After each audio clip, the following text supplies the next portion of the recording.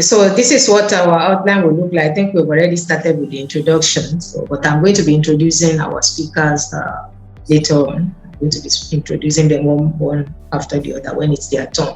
I'll make a few announcements, tell you about the AROS admission process, and then we'll go on to the main dish for today. So who is AROS? That's where we're starting from, who we are and what we do, the admission process and how our system works, just by way of introduction. So AROS is your international education and research consultant. We're your study abroad partners, and we provide guidance and counseling, personalized support, academic counseling, research consulting, admission processing, visa support, and all of those goes together with fund security. That's one of the promises that we make to our clients, because in many cases, this seems to be the major challenge that people have had. People have had very terrible experiences in times past from people who present themselves as educational consultants, and people have been scammed. So we are saying here, we are promising you 100% security. So if that's what you're looking for, if that's your concern, you're in the right place. We also go beyond admissions, especially when we support young people, especially I would say undergraduate students. We want to support you through and through. So we're not just offering you admission processing, we're supporting you throughout the period of your study. We have networks across the world. Any country that we send students to, we have networks over there to support you, to help you to settle down, to help you if you have issues. So those are all things that we offer to our students. So these are part of the exceptional value-added services that we provide. And we also provide special support for minors because parents sometimes they are worried if I just send out a very young child out there and there is nobody. It's a worry for many parents. So we provide support for minors as well. So if your child is going out in the world there, you're not there, you don't have relations there, we want someone to be there for them, to help them navigate the new environment and settle down and someone that they can actually relate with, like someone that is their own person. So those are all things that we provide for our students. And the admission process is very simple. These are the documents that you need to have before we can even start talking. Certificates, your official transcripts, you need a CV, especially if you've been working and you have a gap in your education. Let's say the last 5 years was when you graduated from your bachelor's program. Now you're interested in going for a master's program. You need to let us know what you've been doing within the 5 years. So your CV will be able to take care of that. If you are going for a research program, you need a research proposal.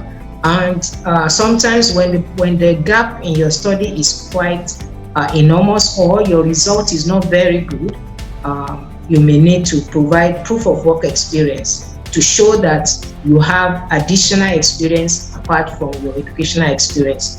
And that this will also apply to, because sometimes people do ask us, what if I have an HND? What if I have a third class or a low 2-2? Yes, this is where your proof of work experience can come in, where we use that to plead your case with the university to say, see, this person might not have had the best of results, but they have experience going for them. So we make a case for you using your proof of work experience. And what you can use for that, an example would be your offer letter, your offer of employment. You have an employment letter, you have a letter of promotion. Yeah, those are things that can go as proof of that.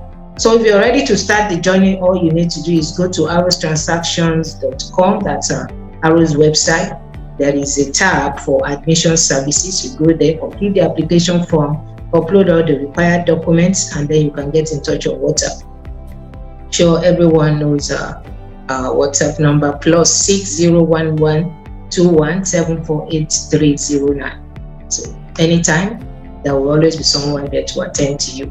So this is how the process goes. We do credential evaluations after receiving your credentials.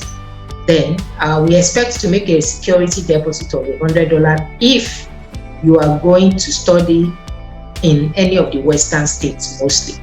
If you are going to study in other places, we may not even require that from you. So this is not like a compulsory thing. Sometimes we waive that, but sometimes, especially when we see that people who are getting in touch are not really serious and they're just going to waste staff time, we ask you to make a security deposit so that we can see that you are really committed to going on the journey. That is a refundable, no, I won't say refundable, that's going to be part of your processing or service fee at the end of the day. So it's not, you're not paying us that, it's going to be part of your processing or service fee. Then after that, we'll give you recommendations, 3-4 schools. You can choose the one you want, pay your service charge or deposit, and then we make the application for you. You receive the offer. You can choose whichever one you want, because sometimes some people will tell you, I prefer to apply to several universities because I'm not sure, and which is always good. Even for us, we advise that you apply to at least 2 schools. So when they come, you make a decision which one you want, then you accept the offer, then you can pay the tuition deposit if it is required by the university. Some universities don't require you to pay tuition deposit. Then you can apply for your visa. We support you throughout that. We help you to apply for visa. When your visa is approved, then we also support you to arrange for board or travel, reception. If you need help with buying tickets, traveling and everything, we support you all through until you land at your destination. Sometimes we also support our students through the initial registration process. When they report in their school, sometimes the system could be complicated and they need help, they need support. All of that is at no cost other than the service fee that you've paid. So we're just with you all through. So what we do when we receive your documents is we put them in our admission platform, and then so you have already decided on what program you want to study, which country you are interested in going. Usually, you don't choose universities, because most of the time, what people are concerned about is more of how much is the tuition, how much is the living expense, are they going to ask me to do an English test? So these are conditions that you can give us. I don't want to do an English test. I don't want to spend more than $10,000. I don't want, you just give us conditions. And I want to go to the US or I want to go to Canada. Then we filter the system with all this, and then the results that are returned are customized exactly for you. So we just let you know, okay, these are the universities that meet your conditions in the country that you have chosen. They are in this state or this city, and then we can make your application when you make a decision of which one you want. So it's a very straightforward and simple system like that. So that's how our admission process goes. And then a few announcements just before we start to listen to our speakers. For those who came in early, you would have seen the EduFair session that we are holding in Nigeria by June this year. The Abuja session is on the 15th of June and the Lagos session is on the 17th of June. Several universities are expected to be in attendance in Nigeria, and the students, participants are going to have the opportunity of one-on-one with the admission teams of these universities. We are speaking with them and we are making arrangements for on-the-spot admission letters. So if you are interested in that, you can download and review the student pack if you go to the website of the program. So you can download and review the student pack, send in your documentations ahead, and we'll let you know if there is anything that you need to work on.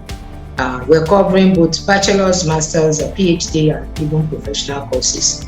So whichever one, that's the website there, the EduFair website is there. Or you can go to Arrow's website and go to the event tab. At the event tab, you will see the EduFair program there. And if you are on the call and you are not from Nigeria, maybe you are from another African country, you can always let us know if you want to attend the program. We can arrange for an invitation for you so that you can get a visa to just travel to Nigeria to attend, especially for those from maybe Niger Republic, for Ghana, from Cameroon, that could be something that you want to do. So next webinar, we are going to be having an actor and movie producer on the call. So if that's your dream, or you know anyone that is interested in acting, that is interested in producing, this will be a very good opportunity to be in a one-on-one call with someone from the Nollywood industry and see if it's really what you want to do. He's going to be on the call to tell us about how to get into this, the profession, how to get into the system, what you need to know, what you need to study. He's going to tell us about his own journey into Nollywood, and then you can ask your questions. Maybe you've been thinking about this and you want to know how to get in. This will be your opportunity. And if you know anyone who is also in that category, please share with them. Tell them to be on the call on the 20th of May. We're going to be having an actor and movie producer from one of our Nollywood groups. So it's going to be on the call. And then we are also going to be having a university guest. University of Cyberjaya from Malaysia will be on the call. So if you have questions, you want to know what scholarships are available, what programs you can study with them, what tuition discounts you can get, the representatives of the university will be on the call 20th of May. So please make it a day and tell anyone that needs to know that they can make themselves available. So today on the webinar, we are having two speakers.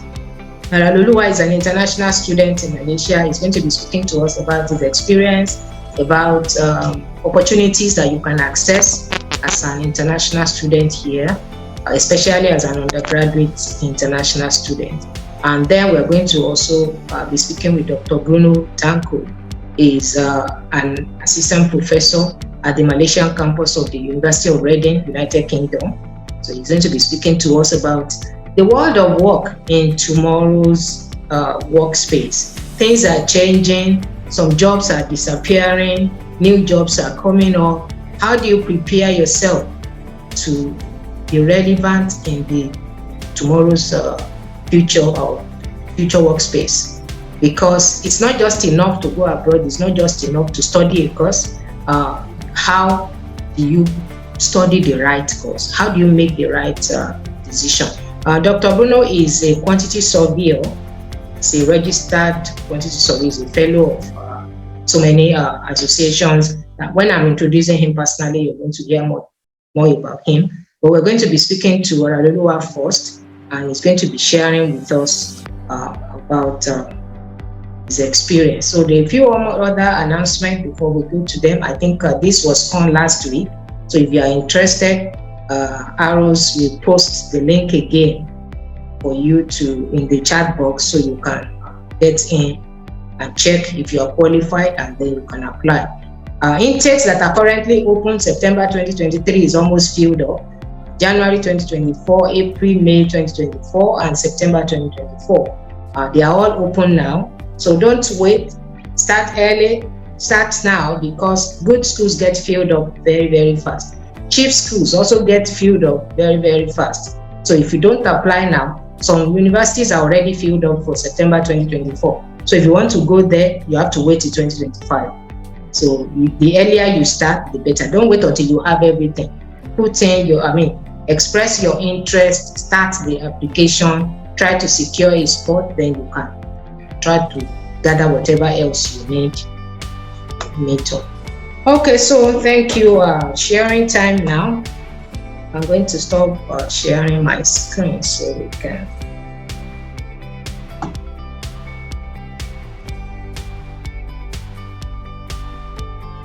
Okay.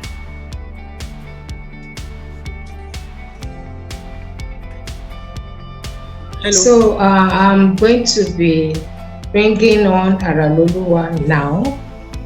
Let me provide a short introduction. Let me pin him here so you can see him. Okay, I think we can all see him. So he's a third-year student of civil engineering in Malaysia, and he's getting set for his post-semester internship by September this year. He's on the Dean's list and participates in a number of extracurricular activities as a way of giving back to the community in his university. He will be speaking about his experience as an international student, and he will be talking about the various funding opportunities that are available, especially for undergraduate students.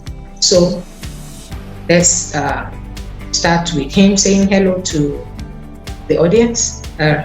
Over to you. Good afternoon, everyone. I hope you can hear me. We can't hear you. You can't hear me? Can you hear me? Hello?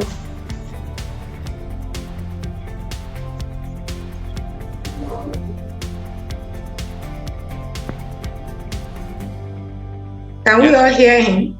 Yes, we can hear him. Hello? Can you hear me? Yes, we can hear you. Okay. I can't hear him. I don't know what's going on. I can hear him. We can hear him. It's like some people can hear you. I don't know why I can't. Yeah, and I think your Hello? slide. Can you speak now? All right. Good afternoon, everyone. Still My can't. name is Oladimeji Aralelua, full name, but you can call me Ara. I'm a second year student of Malaysia. Checking again. Can you guys hear me?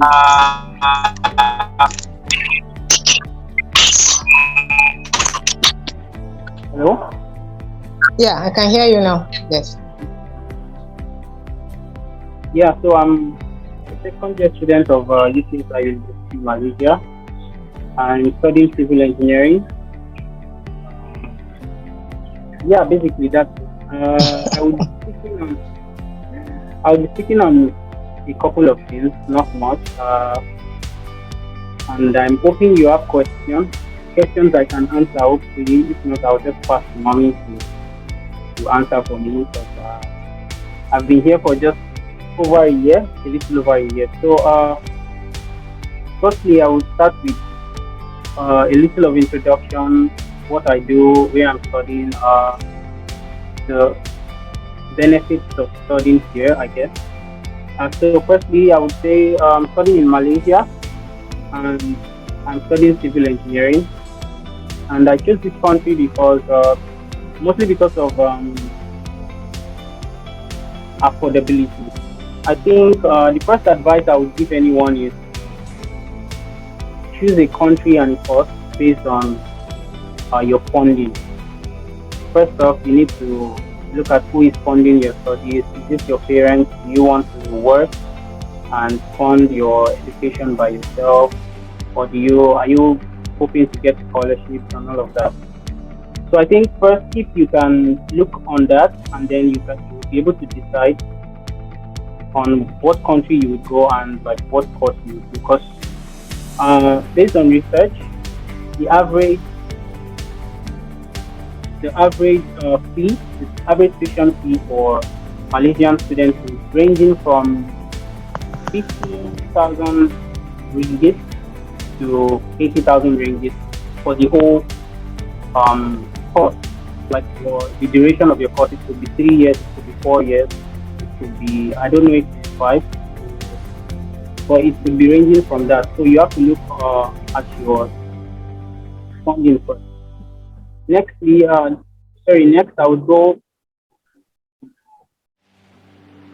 I'll speak on my admission process and my visa process. First, I would say the admission process was very good. It was easy, I guess. I just sent my results and everything I had, all my qualifications. I sent to Arrows Education, and I think in less than a week, I was able to get the offer letter. But for Malaysia, I think the challenging part is the visa part. But I would commend Arrows transaction, because they are different from all the other ones I've encountered before, in that they take you along through the process. They don't, it's like the other part, they're like, just bring your results and everything, and they will process for you. No need to just sit at home and do nothing. We will do it for you. But transaction, Arrows Education They would involve you in the whole process. Oh, this is what we are doing. This is why you are doing this. This is why you are sending that. You will be sent an email. This is how to respond. This is what to do. So I think RO's education, they are very proactive in that manner. They involve you, and they also care about you. They will help you in whatever manner you need. Next, I will speak about uh, scholarship opportunities. I am on a 30% scholarship, and this is a scholarship available in my university for international students. And it can be ranging from whatever percentage and to full scholarship.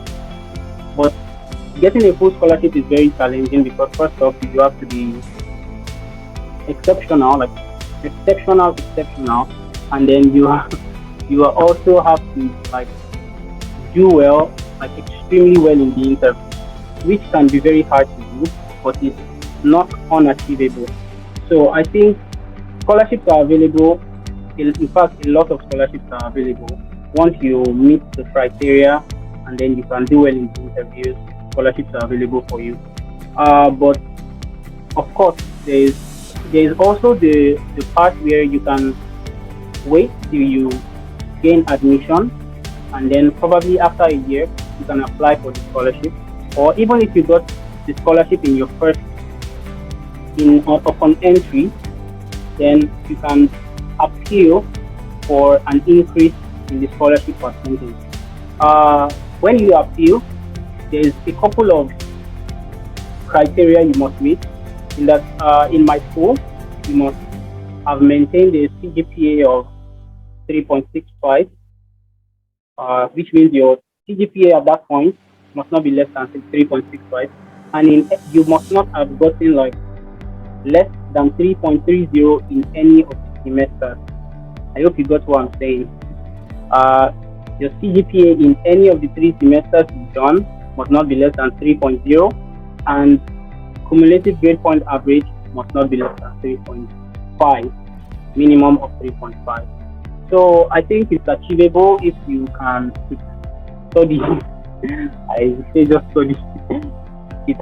And I think I will talk about that. It's very easy for you as a student to be carried away by activities, by working, trying to make ends meet, trying to be a student, have fun, and then you forget the main reason you are here. You are here to study, you are here to get good grades and get opportunities for yourself to build a better life. I mean, that's the goal. So it's very easy for you to be carried away. So I would advise that you get carried away sometimes. It's okay, but have a goal. Always go back and reorganize yourself, remind yourself of what you're doing, of why you're doing it, and I think you will be fine. Yep, that's now go to the next outline, which is about jobs. Getting jobs. Well, I would say getting jobs in Malaysia is tricky because there's no.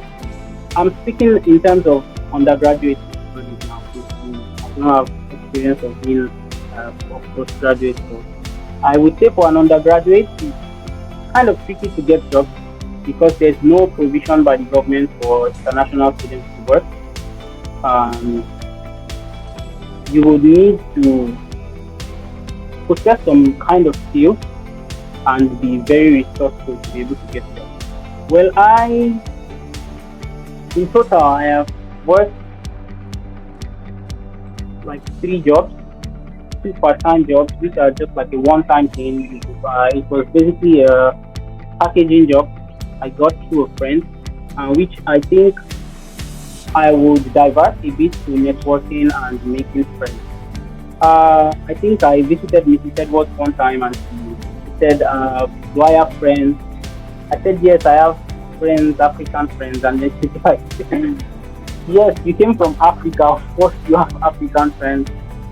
You should try to make friends with local people, the Malaysians, Chinese. Basically, it boils down to you being able to network with people meet new people, make an impression, have friends, go out together, have dinner. I think those things would kind of open up opportunities for you. I have some friends. All the jobs I have gotten were through friends. They were like, "Oh, Ara, let's go do this. Let's go do that. Are you down for this?" Yes, and then okay, let's do this. And basically, that's how I got the jobs I have done. One was a packaging job. The others were just working, cleaning a restaurant. Was in a restaurant. And then right now, I have a job in my university, and it's working at the gym. Uh, Basically, that's it. And in terms of pay, I would say the pay has always ranged from 5 to 7 ringgit. Like I said, the pay ranged from 5 to 7 ringgit Malaysia. And I would say if you are coming to Malaysia to study as an undergraduate, then you should not totally bank on covering your tuition through the work you are doing, because it would be almost impossible to cover your tuition based on just the work you're doing. But working is good for you in terms of you gain experience, you gain working experience, you get to build the skill of balancing your life, balancing your education with work. And I think those are skills that you won't learn in the class. It's always good to have this experience. But your working, your work, whatever work you're doing as an undergraduate, will most likely not be able to cover it for your tuition. So I think you should prioritize your funding, and also, if you need, work to sustain yourself. Yeah, that's that. Next is, Can you hear me? hello, ma. Yeah, okay. I wanted us to just quickly go to other types of scholarship, like sports and music scholarships. Can you say something about that? So because of time. What scholarships are available at the music scholarship? To apply for music scholarship, you need to. I actually applied for a music scholarship, but it's not yet. You need to send a video of whatever music thing you're doing, again, be it whatever instrument you play. You have to make a 5 minute recording video and send to the scholarship department, and then from there they will analyze and see if you actually qualify for music scholarship. I think music scholarships are mostly given to students coming to university to study music and who are extremely exceptional at what they are doing. Next is sports scholarship. I have a friend who got a sports scholarship, so a full scholarship actually. He plays basketball, he got a full scholarship.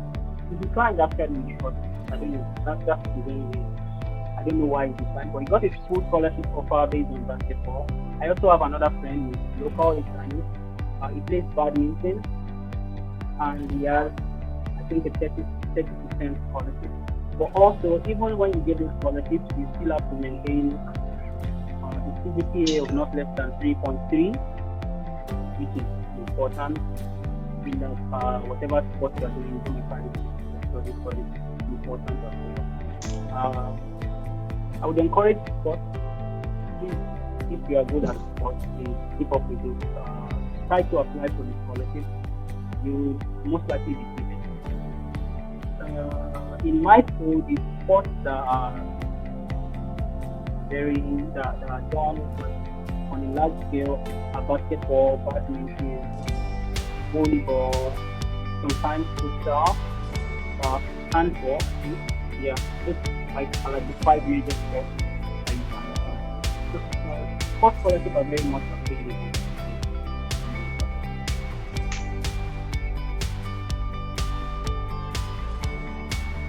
Thank you very much. All right. Anyone on the call has any question for her before we leave? Okay. My name is Ujuade Gideon. My question is, please, can you just translate the school fees in Naira? so that we want all in dollar, because those ringgit we don't really know the exchange rate, so we don't know what it means. Okay. Officially, 100 naira is equal to 1 ringgit. So you can use that to multiply whatever figure you're getting. That's the official value. But the unofficial value, or the black market value, which is what people usually get, may be very, very close to double that. But one thing that I think I always like parents to also know here is you can actually use official value to pay your children's tuition after the second semester. The Nigerian government has a program in place. If you start early, because it takes quite some time for the payment to pull through, but you can apply online, and when it's time, they'll ask you to fund the account, and then you can pay directly. But you're going to need to get a bill from the university, and then you present that to the central bank, and the central bank will pay directly to the university. So, and you'll get that at the official rate. But you need to give it time, not less than 4 to 6 months, to be on the safe side. But if you don't use that, you're going to need to pay at, I think the current BM rate is about 175 ringgit. So I'm sorry, naira. So that's what you're going to be multiplying with. But if you want official price, I think it's 100 as at now. So I don't know, does that answer your question, sir?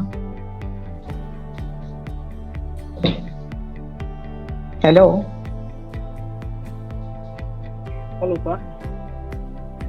Does that answer your question? I'm talking to the person that asked the question. Yes, it answers. Oh, thank you very much, man. Okay, thank you. Any other question, please? Yeah. Okay. Yeah, morning. Go ahead. Go ahead. Yeah, I'm also asking about the job that you say you got, and they say the government has not made anything for international students to work. So if you work, that is not illegal. Okay. Let me answer that.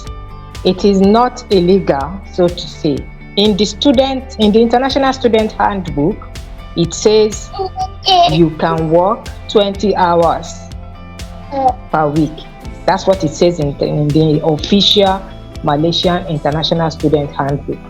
But unlike what you have in Western nations, where you are actually given an official approval to work that you can present to anyone who needs an employee to say, oh, I have this visa to work. Malaysia government doesn't have that. Okay. So that's the difference, because that makes international students' life easier. It makes even organizations to actually make provision for such. But here it's going to be you having to explain to them and all that. So it makes it a little bit more unfriendly.